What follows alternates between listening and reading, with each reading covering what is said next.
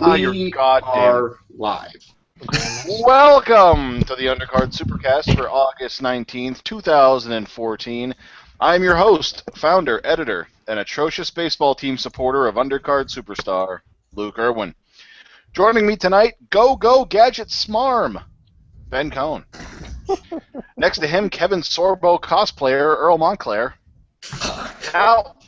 Now up to what has to be a world record of 37 Ebolas, Josh Hall. She's soon to be in charge of molding young minds, and if that doesn't make you brown your pants, ain't nothing will. Naomi Komornik. He recently told me his sole purpose in living is infuriating me, and you've got to respect that kind of gumption. Nolan Howe. Lastly, he has not, nor has he ever owned, a pair of silver boxers.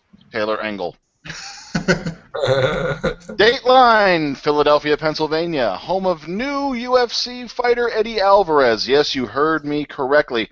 At long last, Alvarez is under the Ultimate Fighting Championship banner and is already booked to fight Donald Cerrone in the co-main of UFC 178 on September 27th, after he was released earlier today from his Bellator contract. Thoughts on his release from Bellator, his signing to the UFC, and his booking against Donald Cerrone. Benjamin. This is just really great. There's no negative spin I can think of for this development. It's great for Eddie Alvarez. It's great for the UFC because they get probably a top 10 lightweight. If he's not going to prove himself, he's still an amazing action fighter. He's currently the Bellator lightweight champion, so that's a lot of popularity coming in right off the bat. It makes Bellator look fantastic because they had the whole lawsuit with Bjorn trying to basically stop him from going over to the UFC, and Coker just completely and unconditionally releases their lightweight champion. That's a phenomenal PR move. He didn't want to fight there anymore. It was best for him to get a job with the UFC. It's awesome. Specifically with fighting Cerrone, hell yes. Two of the best action fighters in lightweight history on the fight card. Oh, they're fighting each other. It's going to be amazing. One thing I want to point out, Cerrone has fought 14 times since the UFC merger with the WEC. This will be his 15th fight. Anthony Pettis has 19 career fights and has had 5 fights in the UFC since the WEC merger. Think about that. Okay. Earl. So, I mean, it's pretty much the best case scenario as far as this is concerned. I mean, Bobby Green versus Donald Cerrone was going to be great, I'm sure, but quite honestly, Eddie Alvarez versus Donald Cerrone is a far superior fight. The sad thing is it's going to go on a card that absolutely nobody's going to buy and barely anyone's going to see, which is really unfortunate because this is it's shaping up to be a really great card right now. The card is really improving, getting really good. It just has a main event that nobody gives a shit about it, and really nor should they. So for this, for the card, it's not going to do much, but really getting Eddie into place in the UFC is fantastic news, and throwing Donald in there with guys that are going to give him a fantastic matchup and or serious, legit competition is a great thing to do as well. I'm sure that the winner of this, barring what happens with Benson Henderson in his fight with Dos Anjos, is going to get a title shot, and well deserved. So I think it's great. Yeah, aside from the main event, this is probably the most stacked card that we've had all year. And because it has no main event worth speaking of, no one's going to buy it, and that sucks. But that's the only bad thing about the situation, because all of us will get to see Alvarez and Cerrone finally go at it, and I mean, that's just going to be so good. There's literally no way the fight can go down that it will not be just absolutely entertaining and just a whole ball of fun. I almost wish they would change their own rule just a little bit and throw in a 5-round co-main for this fight, because it deserves it. Naomi. So I'm actually really excited to watch this fight. I'm probably going to watch it because I have issues with actually watching things sometimes. And I think that actually him coming from Bellator, it might get more people to actually buy the fight, even though the main event. I think it's a good idea. Nolan? Possible. Yeah, this actually makes the card actually worth some money. Not that anybody will buy it anyway, but the fight itself is so many possibilities. Two action fighters with a lot of flaws in their defense and capable ground fighters as well. So it's really a great move by the UFC, a great move by the Bellator too to outright release him when he wants to, and props to everyone around. I'm excited for the fight. It actually makes the card worthwhile, and it's a shame that nobody will really see it because the main event is not worth a damn, really. So. TC. Honestly, really outside, like I honestly, I was thinking about this today after I saw it got announced. I honestly can't think of a fight outside of, and call me if I'm just saying that my favorite fighter is the most exciting, but outside of like a Matt Brown Carlos Condit fight, this is honestly one of the most entertaining fights that I can think of. Like, it's a phenomenal fight. It's going to be phenomenally entertaining, and it's between two top 10 guys. You really can't ask for more than that. Whether or not it impacts if people are going to buy the card, I don't really think it will, because the UFC is run by a bunch of handicapped squirrels who won't market that Eddie Alvarez was a Bellator champion because it's Bellator, and that's apparently irrelevant to them, which really sucks because I feel like that could really drive in views, having a former, I guess, WEC title contender versus a Bellator champion could maybe bring in views, but they're imbeciles and they won't do that because who wants money anyways? Why color outside the lines when you can perfectly scribble all over and make everything ugly?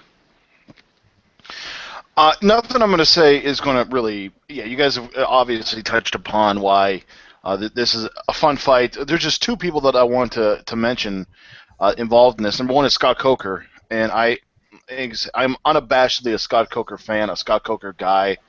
Well, this is a pure Scott Coker move. It's not addition by subtraction because nobody wins when you lose Eddie Alvarez from your promotion. But it shows that he is truly a fighter's promoter, a man of the people, and a guy who people will be excited to work with in the future. Nobody has a bad word to say about working for Scott Coker. Not fighters, not employees, nobody. And this goes to show that it's better just to have fighters that want to fight for you than have a guy like Alvarez, who was jerked around a lot, but also, contempt breeds contempt, I guess. And you don't want to have that kind of running throughout your organization. So he's doing things the right way. He's, like I said, he's putting things in good faith. And number two is Bobby Green, who unfortunately his UFC career has had about the same stability as a Somalian parliament. Once again gets shuffled around and discarded. Topical. And absolutely just thrown to the side of the pile. So hopefully he gets to kind of land on his feet. He's undefeated in the UFC. He really should be taken more seriously as a fighter. And he really has been tossed aside rampantly over his time under the Ultimate Fighting Championship banner. So from that breaking news, we'll take a look at the weekend that was. Dateline Nolan Howell's whoopee, which he was undoubtedly clutching while watching fights in Aussie Rules football this weekend. In honor of the thriving metropolis of Bangor, Maine, who takes your golden Tim Sylvia? And who is the unfortunate recipient of the detested, disgusting, decrepit, dehumanizing golden poop? Taylor. Oh yeah, I keep forgetting that we're doing this whole thing where Ben doesn't get to do everything before anybody else says anything. This is wonderful. Because I don't need him running down all 245 fighters that fought this weekend. Yeah, no, I really like a step-by-step explanation of what happened. If Ben, at the end, if you could do that, that'd be just tippy-top, buddy. I'll make sure I do that for you, buddy. Just for you. Oh, shut up. I'm just going to go with the golden poop to start because really nothing good happened. Golden poop goes to Ryan Bader and Ovince St. Preux. That was honestly probably the worst 5-round main event I've ever seen. When you consider fight quality and quality of fighters, because I feel like I don't know. This is just the way I view things. I feel like if the fighters are a higher quality, I'll accept a lower caliber of fight. But watching two. Yeah, okay, Bader's top 10. I'm not going to just be a dickhead. Bader's top 10, St. Preux maybe top 15. Just, do jack shit for 25 minutes. Like, do you guys know how much Domino's I could have ordered in that time? There's like no limit to the things I could have done that I would have enjoyed more than sitting there and watching two dudes just fucking do what they did, and it sucked. And it makes me reconsider why I watch this sport. And what was the good thing? I don't even remember. The Golden Tim Sylvia, my friend, in honor of Bangor, Maine. Okay, the Golden Tim Sylvia, who sleeps with his belt and is not creepy at all, goes to UCA Formiga. I think we all actually picked Zach Makovsky. Not. I don't think anybody expected Makovsky to truck him or anything, but I think we all thought Makovsky would win. Makovsky was on a pretty good tear. He looked really, really solid, and the last round was close. I think every judge gave it to Makovsky, and rightfully so. But the first two rounds, Formiga looked very good, and I don't think, at least myself, I wasn't expecting that kind of performance from him. So he definitely gets the Golden Tim Sylvia for really stepping up. Especially, has he lost his two fights before that? Was that what he was on, a 2-fight? Or no? Yeah. No, lost to Benavidez and then beat Jorgensen. Well, that's what I meant. He got murked by, okay, looking at his record, 2-2 in his last two with losses to Benavidez and Dodson. And he just beat Chris Carriasto a couple fights ago. He beat Carriasto, who's challenging for a title. So really not that bad, but he hadn't looked great in the UFC considering the expectations for him. So it was a really good win for him, and considering that fucking Chris Carriasto is getting a title shot, there's absolutely no reason why Formiga shouldn't be considered, maybe with a win over a guy like McCall or somebody like that.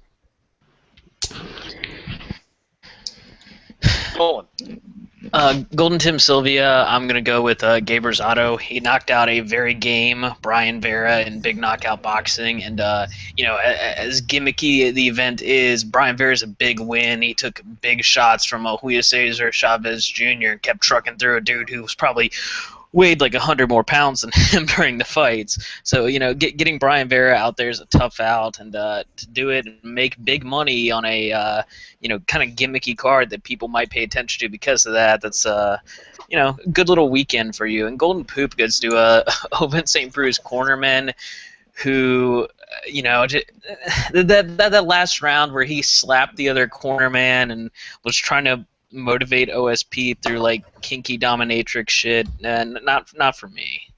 Just strange tactics there. Naomi?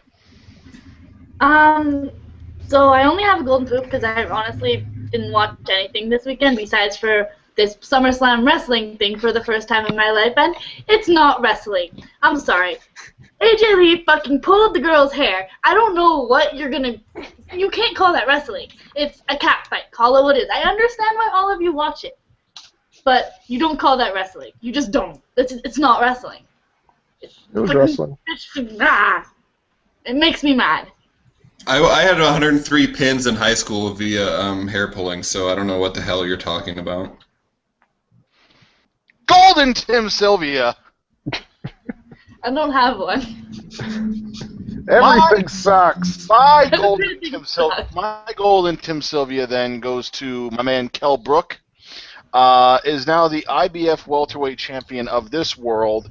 33-0, upset Sean Porter. This is only Brook's second fight in the United States. He's been tucked away in the UK, doing big things at welterweight for many, many years. So now he's got the belt. He put on a great technical show, and now he's due for probably a pretty nice payday against Amir Khan in the UK. So good for him. My Golden Poop probably to Ovince St. Preux. Unless he was fighting on roller skates, there was no reason to go down as easily and as often as he did. All right, hey, whatever. Bader's a fine wrestler. But Ovince St. Preux is also a professional and a headliner and needs to do anything other than that horrid showing that he calls takedown defense. There's no shame in getting out wrestled by a better wrestler, but Jesus Christ, man. A stiff wind, which is really all it took to knock out Bader, was all it took to take down Ovince St. Preux. Hot topical! I think that comment might have just knocked Bader out with the residual impact. But anyway, Golden Maniac. Thiago Tavares. He didn't just beat Robbie Peralta. He just absolutely ran through him in a fight that was pretty close on the betting line. It looked like it was a fight that he should have been 8-1 favorite in. I mean, he dominated every second of it, and that was a thorough ass kicking. I mean, that's as much of a beating as you can lay on somebody in just under a full round, and just absolutely phenomenal look for him. And featherweight looks really, really good on him right now. Golden Poop, Sam Alvey, the guy just he can turn it on in spurts, and when he looks like he wants to, but when you spend 2 rounds just not turning it on and then finally start to do something in the 3rd round when you're 2 rounds down, it's too late. And he very much could have won that fight. He had the skills to easily beat Tom Watson. He just didn't use them, and that's disappointing. Oh. Okay. So I didn't watch the fights this weekend because I was doing husband things. What I did do was watch SummerSlam, kinda.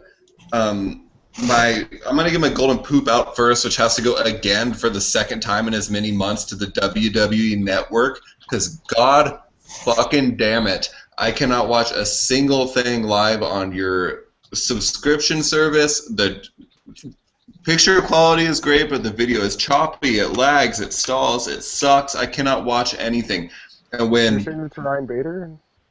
What I'm saying is the WWE Network is the Owen St. Preux takedown defense of streaming television on the internet. It's so fucking bad. It's so fucking embarrassing. No wonder you got Hulk Hogan on TV paying him God only knows how much money to shill and promote this dog shit. It's so fucking bad. Please be embarrassed. Please fix it, because you got one more chance, damn it. It's only because Brock Lesnar is the champion. Otherwise, fuck off. Now, my golden Tim Sylvia has to go to the aforementioned Brock Lesnar, because he embarrassingly defeated and threw around and eat, sleep, suplex, repeated John Cena into a quivering ball of goo and shit and a puddle of piss and vomit and blood. Just like he said he was going to. It was fantastic. I loved every second of it. I've never seen a man turn that purple and not die on the spot. He really was a monster, and that's absolutely how you make a monster heel go over, and I'm looking forward to all of that shit, so thank you to Brock Lesnar. And Yaman. Golden Tim Sylvia, I'm going to give it to Tim Boach. Fought in his hometown, was getting his ass kicked, and then he reminded us why we all love him. We all love him? Yes, we all love him, Taylor. We And do it not. includes you, and you don't have a choice in the matter. For that before. He's the exact epitome of just go for it. He really is. He did it against Yushin Okami. You know, he would come in, he wins fights he shouldn't, and he really is just a fun fighter. He'll go for it, and despite the fact that he'll never be a legitimate top 10 guy again, he's clearly an action fighter. He'll clearly stick around for a little while longer, and I really want to see his next fight. Golden Poop, it's really got to go to Gray Maynard. I mean, in 3 years, he's been knocked out 4 times. He hasn't been the same since the 3rd Edgar fight. He looked better than he has technically before. It was looking good striking. His footwork looked better. He was using his wrestling really well. He was mixing it in, and he just cannot take it anymore. He really can't. And from what I understand, he's got money. It's not an issue money-wise. He has some real estate that he made some money on. I think Luke told me that. He's well off. He fights because he wants to, but you're 35, retire and knocked out 4 times in the last 5 fights. Retire with some brain cells, man. You're clearly a smart guy. Just live life happily. You can easily open up a gym. You have a big enough name. You have the money to start one up if you really want to. Please retire. I just want to also address what Taylor said about that being a horrible fight. That's a horrible fight if you don't like wrestling. That was a wrestling clinic.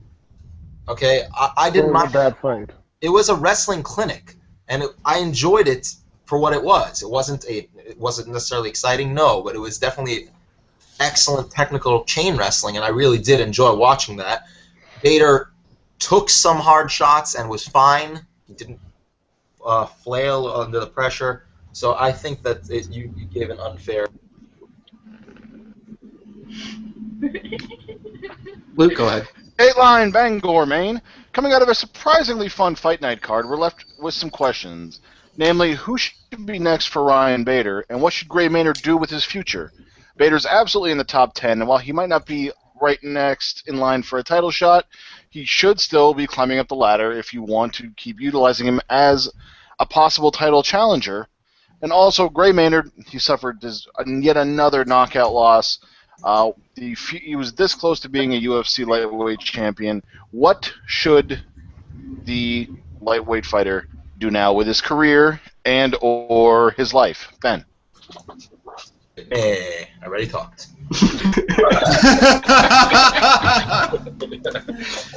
But what about who should be next for Bader? Anthony Johnson did call him out. Yeah, that's probably the fight they're gonna make. Think about what you're saying, Ben. That's probably the fight they're gonna make, and honestly, I would like to see if Bader has one more title run left in him. If he could beat Anthony Johnson, he really is. Am I wrong, Taylor? Honestly, if he beats Anthony Johnson after his run, you don't call him a top 5 fighter? You think Bader's top? Okay. No. If he beats Johnson. If he beats If Johnson. he beats Johnson, absolutely. That's what I just said. I'm saying I want to see if he can do it. He's 30 years old. I'm just laughing at the chances that he can do it. Johnson got taken down by Vitor Belfort twice. No? Yes. Okay, Vitor Belfort. Davis couldn't get him anywhere near the ground. Vitor Belfort almost tapped John Jones. What? But what's your point? He's not a great wrestler. It doesn't matter. Okay, but he's not. The quality of fighter is so much. It's just so vast that it doesn't matter. The only reason I think Johnson, well, not the only reason, but I think Johnson will win this fight based on the fact that he was able to completely shut down Phil Davis's wrestling and, his power. Earl? As far as Ryan Bader is concerned, I think that a Shogun Rua fight is not a bad fight for him at this point. I think that it's a winnable fight for him. It's a really good name on his resume, and it it keeps him busy and it keeps that trajectory without throwing him in too fast. I think if they throw him in against Anthony Johnson, he's just going to get absolutely fucking dump trucked, and then we're back down to Bader doing what he's done for the last few months. He's going to have to work his way back up, and I don't think that's what we should do. So a Shogun fight would be cool. I would be cool with that. I would be cool with him fighting Phil Davis, win or lose, against Glover. I'm fine with that as well. As far as Gray goes, I had written like a few jokes earlier when I was thinking about this, and then I just felt like a dick about it. So, honestly, when it comes to this, I just want Gray to retire and go do whatever the hell it is he wants to do. Like, seeing somebody get switched off that bad that many times as of late is really it sucks, and especially for somebody like Luke had mentioned, who was not very long ago just a step away from the top of the mountain. Like, it's a really, really harsh fall from the top for him, and I just hope that he has taken care of his finances and that he can just go do whatever the hell it is that he wants to do and go be successful at it, and just not have to get punched in the face to make money anymore. Josh? Yeah, I'd like to see Gray get involved, and maybe if he has any interest in it, go into wrestling coaching or something like that, where he can stay active and still train. But I really don't want to see him in the UFC again or in any fight again. His chin is so far gone now that it's got one of the potentials of him turning into one of those guys that down the road is one of the the tragic stories, and I'd rather not see that because I've got nothing against the guy. And even in this fight, he looked better. His movement was better. He was leaner, But as soon as he got hit one time, really solidly, the lights went out, and you can't fix that. As for Bader, I want to see the Anthony Johnson fight because I think that's the fight that Johnson needs to get the title shot, and that's one of the most easy-to-sell fights they have available for a title fight at 205. So I would like to see that fight, and if Bader can pull it off, then a Bader-John Jones rematch could somehow be – that's perfectly fine if he can take out Anthony Johnson. I have no problem with him taking his spot in line. Yeah, as far as Bader goes, I like the Shogun idea, actually, a surprisingly good amount. Yeah, Shogun should be one of those fighters that are on the Legends circuit that are basically being set up to be knocked down by, and he's also a good measuring stick for guys. But and Rumble said he would never fight Rashad, which is actually a shame because that fight would be, I would love to see those two go at it. But Bader versus Rumble does make sense right now. I mean, one of those guys is obviously has to lose, and so thus derailing their momentum. Spoiler! It's going to be Bader. As for Gray, yeah, without being overwrought and kind of being too dramatic, yeah. Hey, man, it's time. There's no shame in having a career like Gray Maynard had. I mean, he was literally 1 point on the scorecard away from being a UFC champion. No shame. He's got, I think, a fairly decent amount of interests outside. He's done a little bit of TV and film work. I know he's been dating the same woman for a long time. Maybe if they want to finally, settle down, whatever. He was a big wrestler. He excelled. He was a 3-time All-American at Michigan State. He also was roommates and is very good friends with Rashad Evans. Maybe he can go help train wrestling down at Black Zillions. Maynard is a legit dude, and he's a pretty solid guy. You don't hear too many or any real tales of debauchery or any sort of harm coming out from his way. So I like to see what he can do, and I wish him the best. But yeah, even though I was never a Gray Maynard fan, I don't like seeing this stuff. Naomi, thoughts? Yeah, I mean, honestly, I didn't care about Maynard or Bader whatsoever, but. Boom. Strong take. Baylor, when he started, he was great and he was awesome, and now he just isn't. He needs to get out of the game before he gets really hurt. And I don't care what happens with Bader because I honestly don't like him. I'm sorry, Ben. I just don't. Whoa. It really doesn't bother me because none of these assholes like him, so. I love him. Enough with the name calling.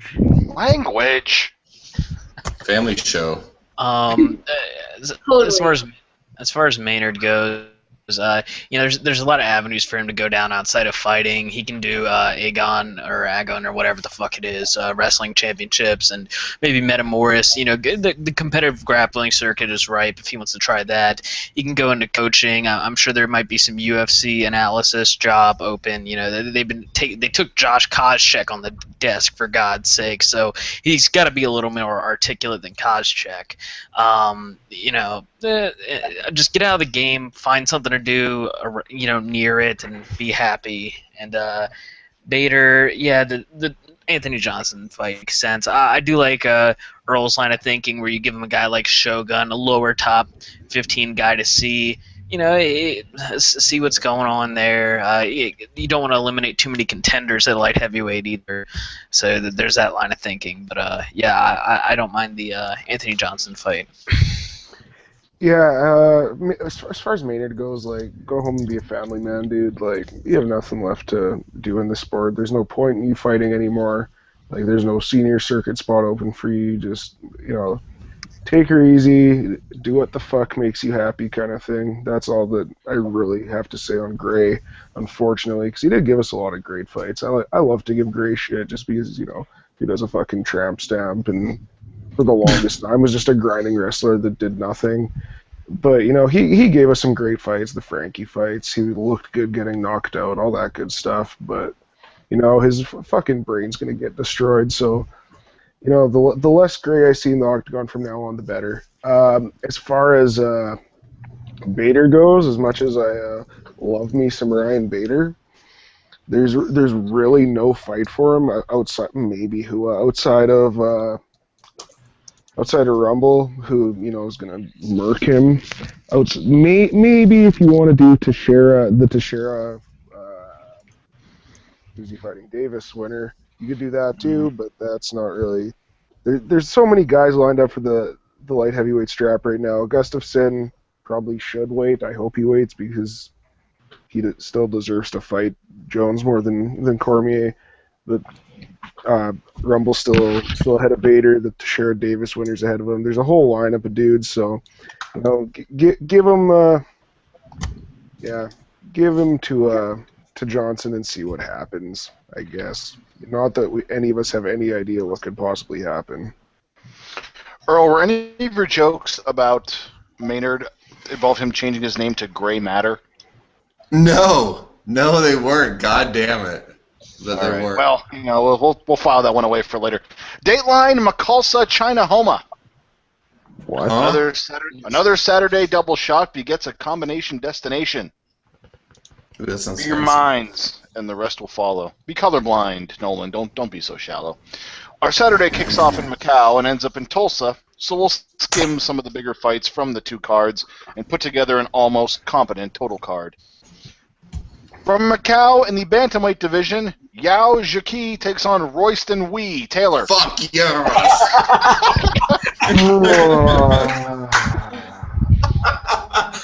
Royston! Okay, we'll skip the Royston We fight, you ninny. I would need to give I am big fucking leaving breakdown of the right Royston now if we don't fight. talk about Royston Lee. The veteran fighting in 2000. Royston We is on the table. Yao Zhiki by something. That's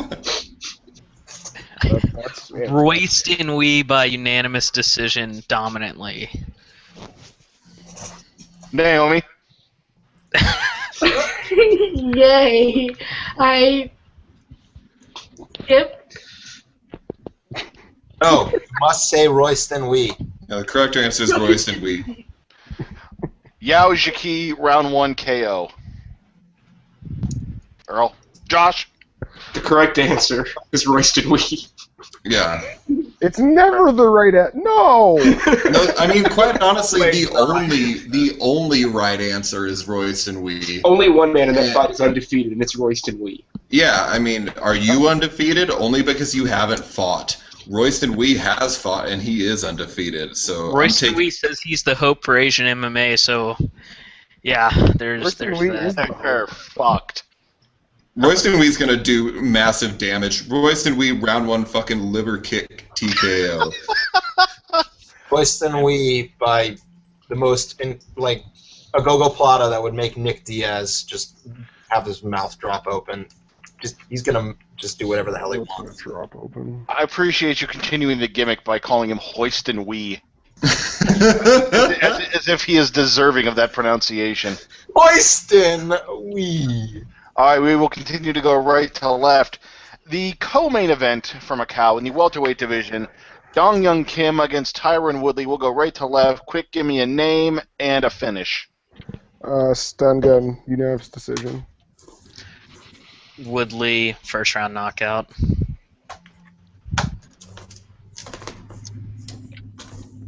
Naomi. Josh. Kim, second round KO. Hey, how'd I get double jumped? Because I can do that.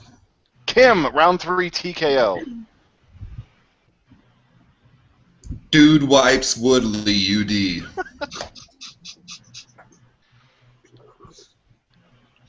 Ben? These guys. Woodley, second round KO. In the main event of UFC Fight Night in Macau in the middleweight division, it is Kung Lee against Michael the Count. Does he even still use the Count anymore? I think so. Michael Sure. the Count Bisping. Bisping murder round 1. Haven't liked what I've seen from Bisping. I think Lee is going to knock him out in the first. Whoa! That is a hot take. Bisping UD, but it's not going to be a good fight. Nolan, Josh. you stole my Kung Lee first round knockout, you bastard. Because I'm picking that too. Yeah, I'm taking. Doubly hot takes. I'm taking. Why don't we make it a triple play on that one? Because I'm taking Kung Lee via massive KO round 1. I was gonna go with Bisping by UD. UFC Fight Night, Dos Anjos and Henderson from Tulsa, Oklahoma is our nightcap. In the middleweight division, Francis Carmont against Thales Leites. Pass. Nail.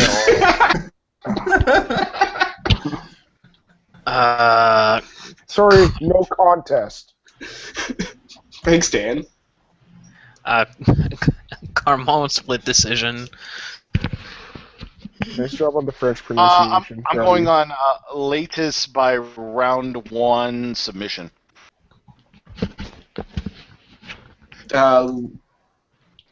Latest unanimous decision. Yeah, Thales Leites UD. Yeah, latest also by UD. In the co-main of the evening, Jordan Meehan takes on Mike Pyle in the welterweight division.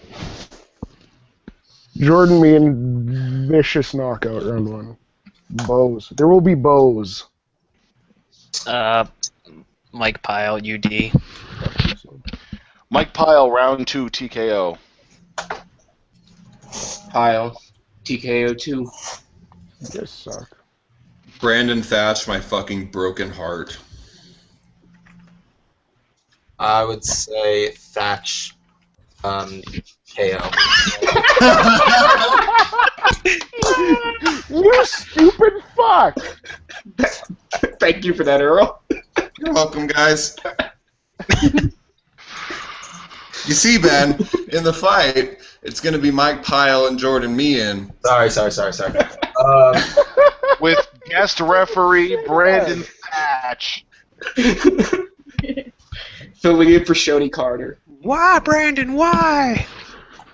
No, God damn it! Tell me why. Yeah, Pyle, Meehan by knockout. Oh, you're a dumb guy. Yeah, I know. In the main event of the evening, in the lightweight division, Benson Henderson takes on Rafael Dos Anjos. I actually feel like it's going to be a lot closer than I think it will be, but I'll say Henderson by Luke Irwin certified gift decision. Bendo unanimous decision. Bendo via losing twice to Frankie Edgar decision. Oh, shut the fuck up. Smooth 49-46. Naomi? Henderson with unanimous decision. Earl? Susan. Yeah, I'm going to do what I always do here, and that I always screw Josh over with, and I do it anyways, except last time I was right. I'm taking Benson Henderson by stoppage in the 3rd round, TKO. He said Benson Henderson by stoppage. Decision. Bendo decision. I will have the last laugh. Come on, Ben. You got the last prediction of the day. Put some stank in your pick. Show some conviction. Frankie Edgar isn't fighting, by the way, despite what we said. Yeah, that's kind of what I was waiting for. I figured Taylor would actually start with an insult. Brandon Thatch, KO. For sure. Shane Carwin? Evan Tanner? I don't think Bendo has... Owen Hart? Oh.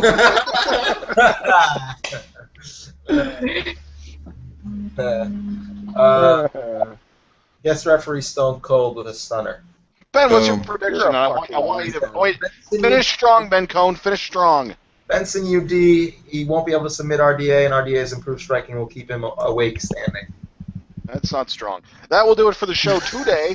We will see you in 6 days and 23 hours from now. Thank you for watching, and we will see you next Tuesday every 9 p.m. live on YouTube, 9 p.m. Eastern Standard Time. C'est la vie.